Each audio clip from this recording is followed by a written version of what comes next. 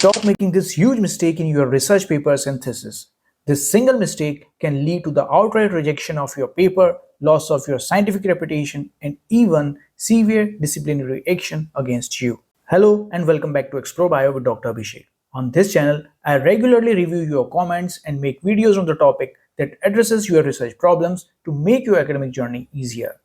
Many viewers have asked me, how do you avoid plagiarism while writing? And how do you resolve it if the plagiarism is detected?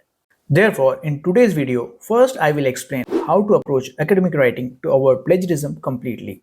Next, I will share the most effective ways to remove plagiarism from your existing writings. And finally, I will share an AI tool that can assist you in this process in an ethical manner. So do not skip any part of this video, it's going to be very helpful for you. If you are a beginner to research, you must know how essential it is to give credit to the original authors for the hard work they have done. Some researchers do not bother about this, they just rephrase a sentence without acknowledging the original author, thinking it doesn't matter. But I want to seriously insist that if you simply use or refer their work and findings without properly citing them, it leads to plagiarism, which is an ethical misconduct. This can have serious consequences, including paper rejection, retraction, loss of scientific reputation, and strict action by universities or publishers. This has happened to many researchers, and I do not want you to suffer because of this. You need to be careful, as almost every reputed journal and university routinely checks submitted documents for plagiarism, and they even check for AI generated content before accepting or publishing them. Most new researchers are often unaware of plagiarism traps. They read one or more papers and either directly copies the entire text, changes a few words, or shuffle them around. Often they intentionally or unintentionally forget to cite the original paper they refer to. This is the biggest mistake. You must never do this. Here is what you should do instead. First, always cite the paper you are referring to at the exact moment you are writing. If you think you will do it later, you may forget which paper and what statements you actually refer to. To cite, mention the paper's first author's name and the year of publishing as in-text citation and full reference at the end. I have a detailed tutorial on how to easily and correctly cite papers, which is linked below. Secondly, do not copy paste or just reshuffle the words. Rather, understand the context of the papers you have referred to and write it in your own language. And if you want to learn how to read and understand research papers effectively, you may refer this video. Next, save all the papers you read in a separate folder. Always rename each paper by the first author's name and year of publishing. The same way you will mention them in your papers or thesis. Also, highlight the section in the PDF that you have read, as you may need to refer them later.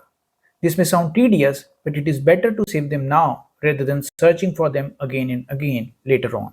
Lastly, even if you have written each sentence by yourself, always get your thesis and papers checked for plagiarism before submitting them. Ask your library for details about plagiarism tools and the process. If you face any problem, do comment below. I will try to help you out. I am 100% sure that if you do these things, you will never have to worry about plagiarism. But what if your document is already flagged for plagiarism? Follow these steps to reduce plagiarism. First, if the similarity percentage is very low, for example below 9% or 10%, this is usually not a cause for concern unless an entire paragraph is detected as plagiarized. However, keep in mind that this acceptable percentage varies from journal to journal or as per university guidelines for thesis. Check which section have a high percentage of similarity. Focus on these, understand the context, and rewrite them based on the source paper given in the plagiarism report.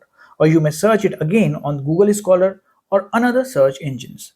This is the most challenging part and might consume a lot of your time. This is the reason why I insisted you to save the papers beforehand.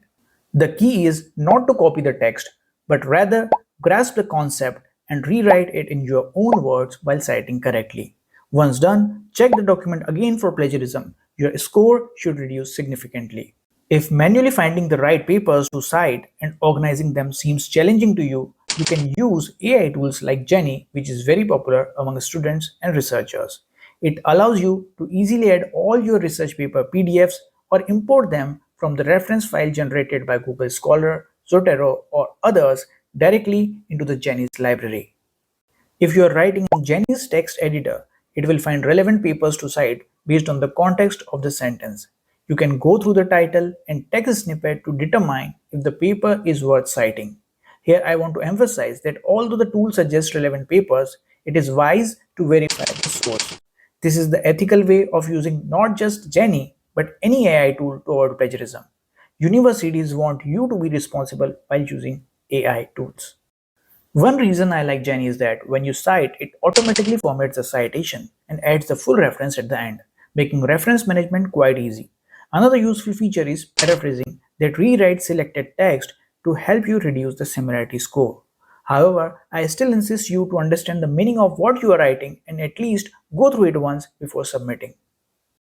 Recently, Jenni has rolled out a reviewer feature which analyzes every claim in the paper, cross-references the sources, and identifies weakness in the paper even before the actual reviewers does that. This will help you improve your paper and thesis before submission and might reduce revision rates and increase the chances of acceptance. Let me know if you would be interested in learning more about this feature.